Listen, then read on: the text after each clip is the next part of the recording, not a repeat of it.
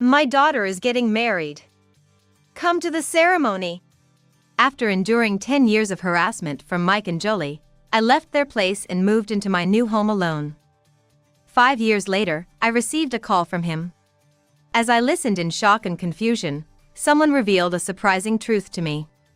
Hearing this, I trembled with anger and resolved to seek revenge on Mike and Jolie.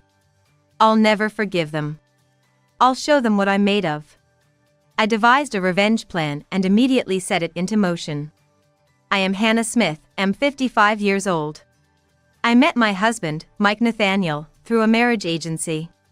We're about to mark 10 years together. These 10 years have been hellish for me. Mike and I each had children from previous relationships. He had a daughter, and I had a son. I was 45 and working as an office worker in a factory when I was frequenting the marriage agency. Mike was 35 and a company employee. His daughter, Jolie, was 15 and in her first year of high school when we remarried. My son, John, was 25 and had already begun working. John has a kind personality, and since his father passed away, he has been particularly concerned about me and has supported me by my side. My son was working at a major brokerage firm, an hour's drive from our home. Concerned about his daily commute, I suggested he live on his own. However, John adamantly refused, worried about leaving me alone. "What will you do if I leave, Mom? If something happens, there's no one around to help you." Since losing his father, John had become overly protective of me. Surely, the feeling of losing his father must have been strongly connected to the anxiety he was experiencing. I couldn't let him stay home because of me. Determined to move forward, I decided to start dating again. And I met Mike. We bonded over having stepchildren and shared hardships. I hoped to support each other through life. But reality was far from sweet. The first 6 months with Mike went well. Jolie was friendly and made an effort to build a relationship with me. Seeing the good relationship between Mike and Jolie, John seemed reassured and started considering living on his own as Jolie moved on to high school. "I was worried about leaving you alone, Mom, but since they're both good people, I thought maybe it's time for me to stand on my own 2 feet. I've always thought I shouldn't stay at home forever. I've got a girlfriend now, and I want to make time for her too," he said with a shy smile. I was surprised and delighted to see this change in John. I think he had been holding back on dating out of consideration for me. But if my marriage to Mike has encouraged him to take this step, nothing could make me happier. John has always looked out for me, sacrificing his own life. I want him to be happy and not feel any sense of obligation because of me. So, I decided to support John's independence. However, Mike opposed the idea. "What? John is thinking about moving out? That's out of the question. Who's going to cover the rent, utilities, and living expenses now?" I was shocked to hear this because I thought Mike would be supportive. It turned out that Mike was counting on John's financial contribution. John had been contributing a significant amount of money to the household expenses since he started working. "I'm a working adult, and it's only natural for me to contribute to the household expenses," John had said, taking on part of the rent and utilities each month. "But Mike and I should be able to cover these expenses ourselves." I never thought it was John's responsibility to pay for them. So, Mike's attitude was a complete shock to me. His words and tone made it clear he viewed John as a cash cow. "With your part-time job bringing in so little, if John leaves, my financial burden will only increase. Give me a break. My salary isn't that high either. Can't you convince him to stay? There's no way I can take care of you and Jolie by myself," Mike complained, tiredly loosening his tie. This was the first time I felt truly annoyed with him. When Mike and I remarried, I quit my factory job because it was far from his house.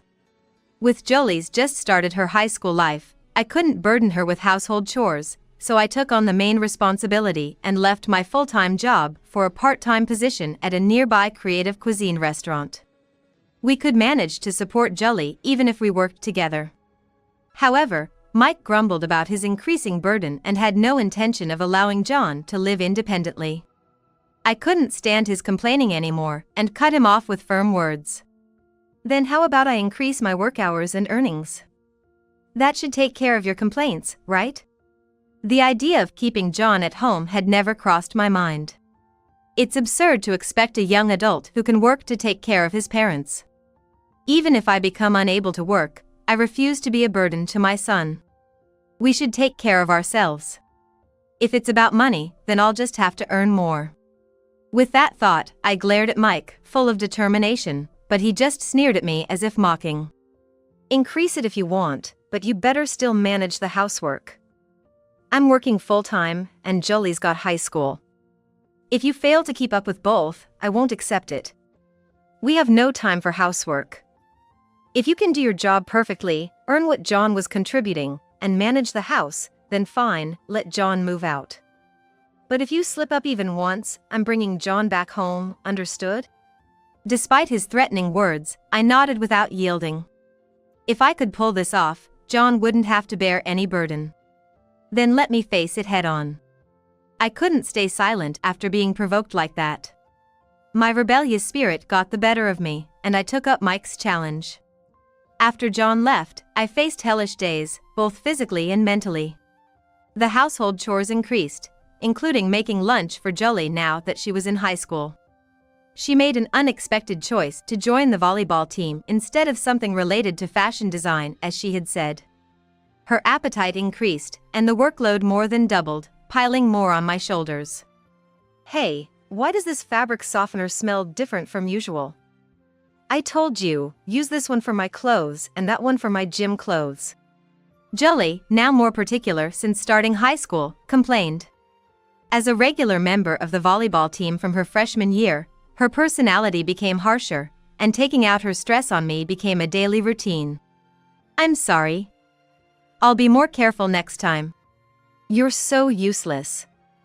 I'm starting to think my previous mom was better. She started bringing up Mike's ex-wife's name every chance she got, who had left him due to his infidelity, and she also had many complaints about the side dishes in her lunch. If I ever tried to use frozen food, she'd yell at me shrilly, and at times, she wouldn't touch the meal at all and just push it away. I reached my limit with her unreasonable demands and talked to Mike about it. But Mike, as if he had been waiting for this moment, smirked and began to threaten me, bringing up John as a leverage point in the argument. You haven't forgotten, have you? If you can't handle the household properly, I'll bring John back, that was the deal. And come on, Jolie is a teenage girl. It's natural for her to start having strong preferences, right? Imagine her taking a lunch filled with nothing but pre-made meals to school and getting mocked by her friends. What if she stops going to school because of that? Can you take responsibility? She's been working hard to stay a regular in her sports club. I won't stand for you pushing her to truancy with your actions. But I have a job too, and a little bit of cooperation wouldn't hurt. No way. If your job is making you neglect household duties, then I'll just bring John back, and he can contribute financially again. That way, you can reduce your work hours, no problem. Remember, you agreed to this. Keep your word.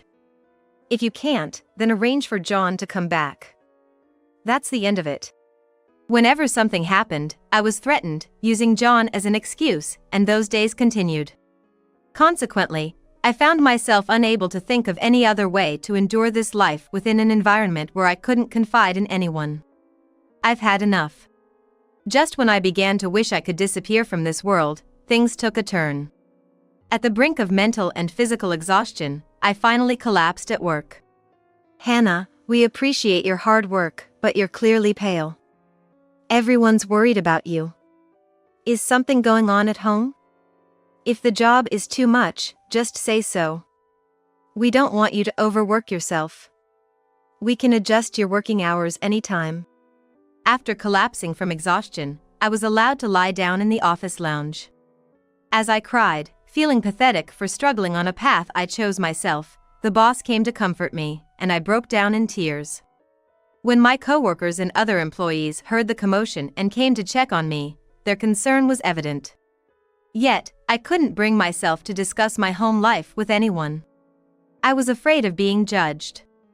Because I had remarried, John could leave home with peace of mind. If I revealed what I was going through, I feared they might suggest divorce. Or advise me to ask John to come back. However, doing that might unnecessarily worry him, who had finally found peace, and might deprive him of his freedom. I don't want to do that.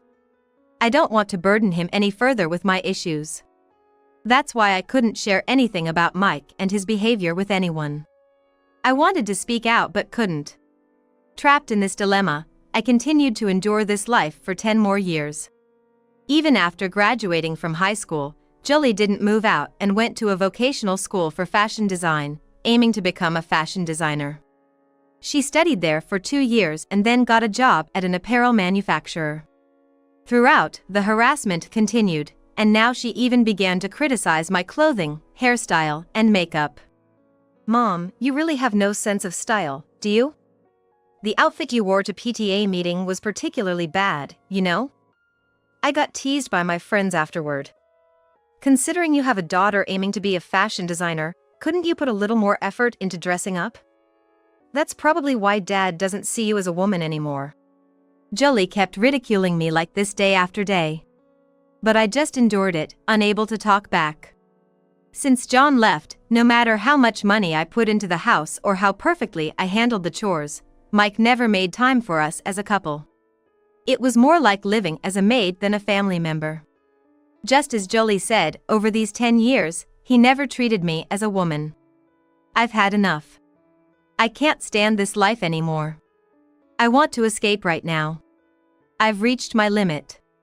I pleaded with Mike and Jolie for a separation. Separation? Don't joke around. Who's going to take care of the house? Exactly. I'm busy with work, and Dad's too caught up with his overtime. There's no way you can leave this house, right? I'm not a maid. I screamed, reaching my breaking point with their selfish attitudes. For 10 years, I've lived like a slave. I'm sick of it. I have my own life too. Jolie, you're 25, aren't you? How long do you plan to leech off your parents? Why don't you start taking care of yourself? A girl at my workplace said she's been independent since she was 20, working at a big company and taking care of her own household chores. You're 5 years older than her, yet you still rely on your mom to make your lunch and do your laundry and ironing. Don't you feel ashamed? When I was 20, I was working and taking care of myself. As I vented my frustrations, Jolie responded with a loud, annoyed huh? Comparing your own daughter to someone else's child is the lowest. You should be grateful to take care of your lovely daughter, right? And yet you make it sound like it's my fault, which I think is outrageous. Right, Hannah. Jolie is at a busy age with her job. Supporting each other is what families do, isn't it? But all you ever think about is yourself. Aren't you ashamed? Their words only fueled my anger. Do they even understand what they're saying? I looked at them with disdain as they continued to spout unbelievable things. Ashamed, you say? How about you? Aren't you embarrassed that your daughter has grown up to be such a disgraceful woman? It's probably because you've been coddling her that she can't do anything for herself. Challenged like this for the first time, Mike seemed to lose his cool. He glared at me with bloodshot eyes. What did you say? How dare you speak to your husband like that? It's okay, Dad. We're better off without this twisted, old-fashioned hag in our house. Just seeing her face stresses me out. Jolie cut off Mike's words, sighing with a look of disgust. Feeling liberated from Mike and Jolie, my face brightened with happiness, and I mentally celebrated with a fist pump. Thus, I successfully moved out from Mike and Jolie's place. Thanks to the restaurant owner's recommendation, I found a nearby apartment close to my workplace. The owner had previously offered me to stay at an apartment he knew. It was managed by his wife's family, and they had a vacant room available. I hesitated for a moment, but honestly, I was anxious about living alone. Having someone nearby was reassuring. They even assured me that they would protect me if Mike and Jolie came looking for trouble, so I agreed to move in. You have always been working hard for us. We should help each other out in times of trouble. If anything happens, just let us know. My husband would gladly play the role of a bodyguard. I was hesitant to share my family issues with them, worried about getting them involved in the conflict with Mike and Jolie or facing rejection about my feelings toward John. However, the owner's wife alleviated my fears, acknowledging that both she and her husband had noticed my distress and assuring me they wouldn't trample on my feelings. We've noticed you've been working as if you're driven by something. We wouldn't do anything to disrespect your feelings. I care about you like family, so don't hesitate to rely on us. I want to keep supporting each other for a long time. Encouraged by her kind and warm words, I broke down and shared everything with them. The owner's wife hugged me, while the owner, with a stern expression. The owner offered to speak with Mike if I preferred, and his wife said I could seek refuge at their place anytime and showed concern for my well-being. With their support, I managed to leave the house. I rarely responded to Mike and Jolie's attempts to contact me after moving out. They probably wanted to persuade me to return, but living with them again was the last thing I wanted. I explained the situation to John and informed him about the separation. If Mike and I ended up divorcing, there would likely be a division of assets, and I could claim a portion of his savings. However, Mike was quite stingy about money. Even after separating, he expected me to contribute financially to the household as before, and I doubted he would initiate a divorce.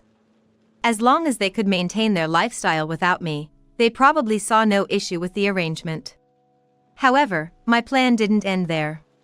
5 years later, I received a sudden call from Mike. I had a bad feeling and hesitated to answer the phone at first. But after taking advice from someone, I decided to pick up. My daughter is getting married. Come to the ceremony. To my surprise, it turned out Jolie was having a shotgun wedding. Her fiancé owned multiple businesses, and she had hit the jackpot. They wanted to have the wedding quickly before her pregnancy became too noticeable so she could wear a beautiful wedding dress for the photos. The wedding was set for a week later, and was to be a grand affair. Yes. I was initially unsure about attending, but just then, John was visiting me, and through a note, he suggested that I should attend the ceremony. I'll explain the reason later. After reading the note, I informed Mike of my decision to attend. Satisfied with my response, Mike ended the call abruptly without any further discussion. What's going on, John? How do you know about Jolie's wedding?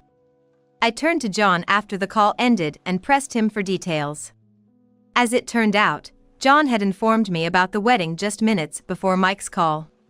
However, since leaving home, John wasn't supposed to have any contact with Jolie or Mike. So why did he know about Jolie's wedding before I did? As I looked at him in confusion, John began to tell a strange story with a mysterious expression. Mom, will you help me with what I'm about to tell you? That's when I was about to hear a shocking truth from John. On the wedding day, a week later, I dressed in a kimono and waited at the venue for John's arrival. It's been a while, but you still lack any charm. You've really taken on the look of an old lady with that body shape and face. Instead of John, it was Mike, dressed in a suit, who appeared. Mike, perhaps trying to show off, was wearing brand accessories he wouldn't normally wear and a new suit that seemed very expensive at a glance. Well, it's somewhat better compared to your usual sloppy appearance. I was worried you'd embarrass your daughter on her big day by looking completely unfashionable. Always the one with a sharp tongue. Being married to him was an embarrassment. As I felt disgusted by his crass words, John arrived, positioning himself between Mike and me as if to protect me. Long time no see, Dad. John maintained a friendly smile to avoid arousing Mike's suspicion. He engaged in light conversation. We've reunited after so long. How about joining me for a drink later? Thanks. I have some people to greet, but let's have a drink afterward. There's a lot to catch up on. I didn't miss the meaningful smile on John's face as he said that.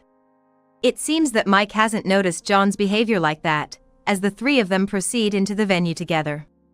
There's our table, let's go. As the ceremony was about to start, he urged me to sit down. But instead of following his direction, I headed towards the groom's side. Noticing this, Mike hastily grabbed my wrist to stop me.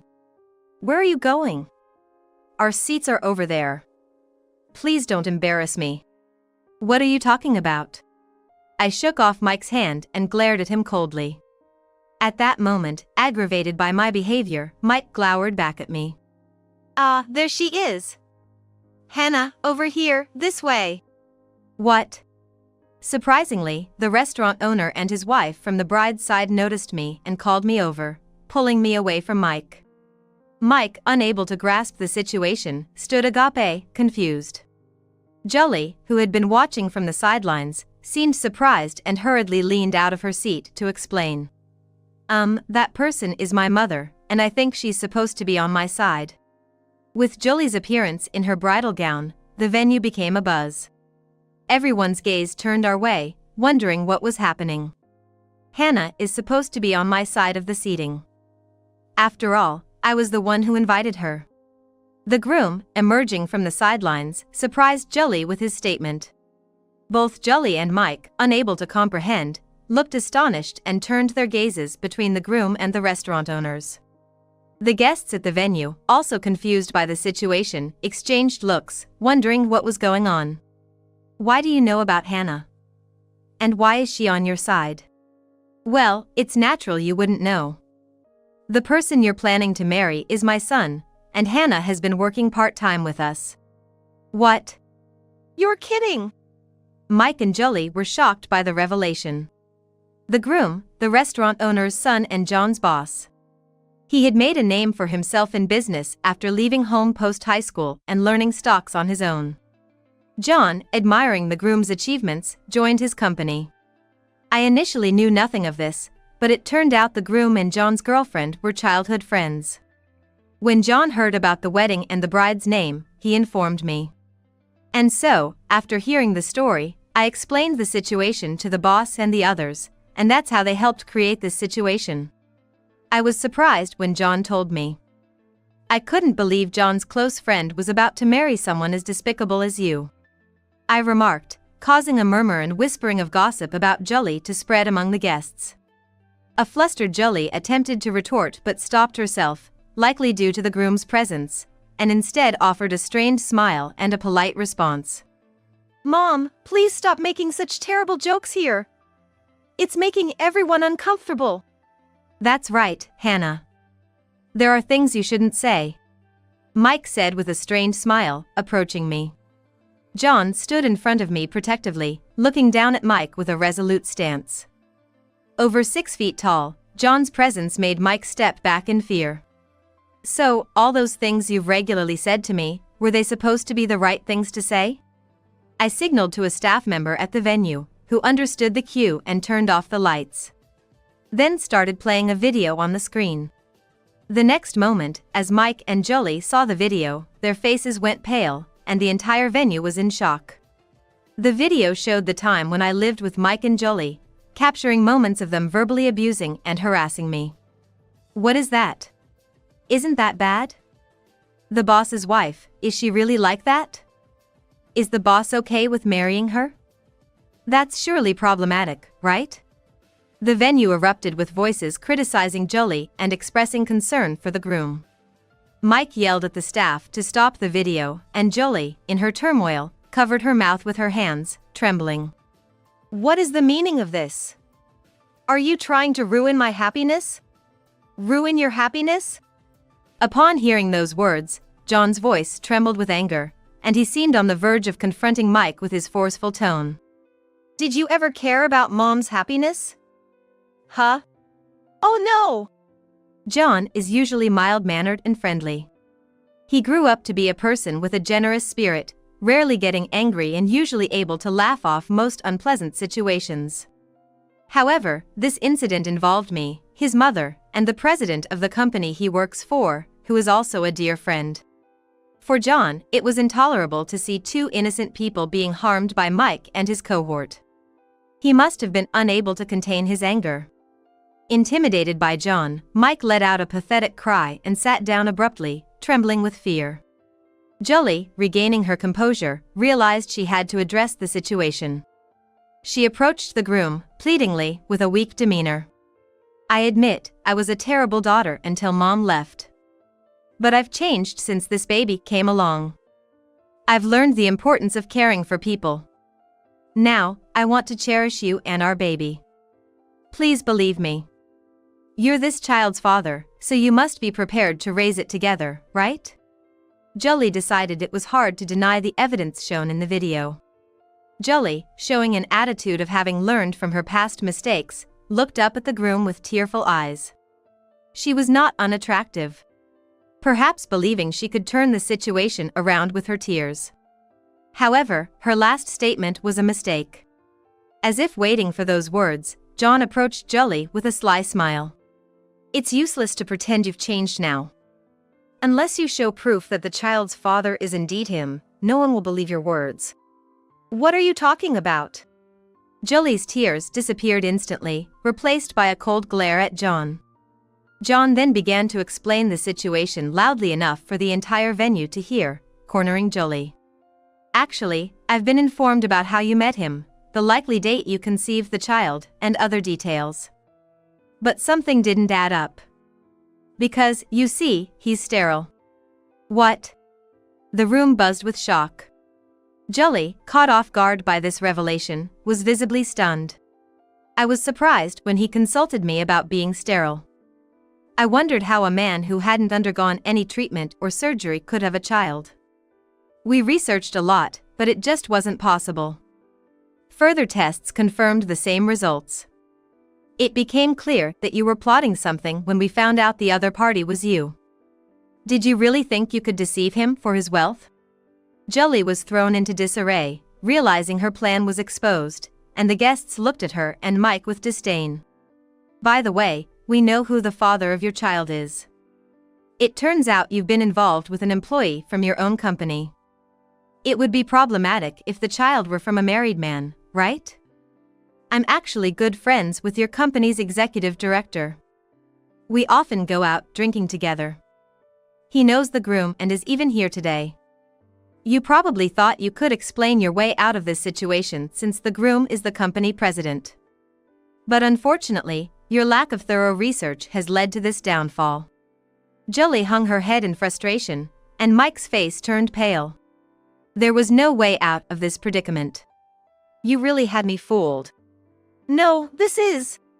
"Any more excuses will only make you look pathetic." Jolie attempted to defend herself, but I cut her off. "Do you understand why everyone, including the restaurant owner and his son, proceeded with this wedding despite knowing everything? Could it be?" Jolie was confused, while Mike, putting the pieces together, looked at me in astonishment. "That's right. It was all to vent the frustrations we've had because of you, orchestrated by my request." "What?" Both the groom and John had realized Jolie's lies early on. However, at John's insistence, the groom decided not to cancel the wedding, allowing this revelation to unfold. John was aware. He knew I had been suffering terrible harassment from Mike and Julie. He knew I was struggling with not being able to divorce because of him. He knew all of it and took action accordingly. "I accidentally found it when Mom was sleeping. The diary you kept since the day I left." He had come for a surprise visit to my new place and stumbled upon my diary, learning all about my plight. He worked hard to relieve me of my suffering as soon as possible, even convincing his girlfriend to move in with us to help out. However, amidst all this, the matter that the groom consulted about. John saw this incident as an opportunity and thought it was the perfect chance for revenge. The executive director from Jolie's company was present at the venue, and upon learning of her downfall, he glared at her and immediately reported to the president. After hearing the details from John, the man she was involved with was put under internal investigation. Jolie, who was considered a potential next manager, would now face social sanctions due to the revealed facts and her misconduct. Mike and Jolie, fully grasping their predicament, were utterly disheartened. To them, I delivered the final blow. This isn't the end. The real hell starts now, so be prepared. With this, John and I successfully executed our long-awaited revenge, and Jolie's marriage was spectacularly ruined. While I worried about the inconvenience to the guests, they were all amused by the drama, with no one blaming us for the unfolding events. Afterward, Jolie could no longer stay at her company and was dismissed along with her affair partner. Rumors about Mike spread, leading to ostracism by neighbors and colleagues. I've heard that it forced him to leave town. I used this opportunity to propose a divorce to Mike. Of course, I anticipated that Mike wouldn't agree to it easily, so I hired a lawyer and submitted the video shown at the venue, testimonies, and evidence of the harassment I had endured from Jolie to the lawyer. I took the matter to divorce mediation and triumphantly won the case. Including the emotional distress I had endured, I received $10,000 in compensation. Peace returned to my life. I continue to be supported by the restaurant owner. John suggested we live together, but I decided to cherish his sentiment without acting on it. John might have a new family soon, and I'm surrounded by people who care for me like family. I'll be fine. You should focus on living your life with your significant other. Smiling at them, they bashfully grinned back. I will keep being supported by the restaurant owner, moving forward for my happiness, embarking on a new chapter of my life.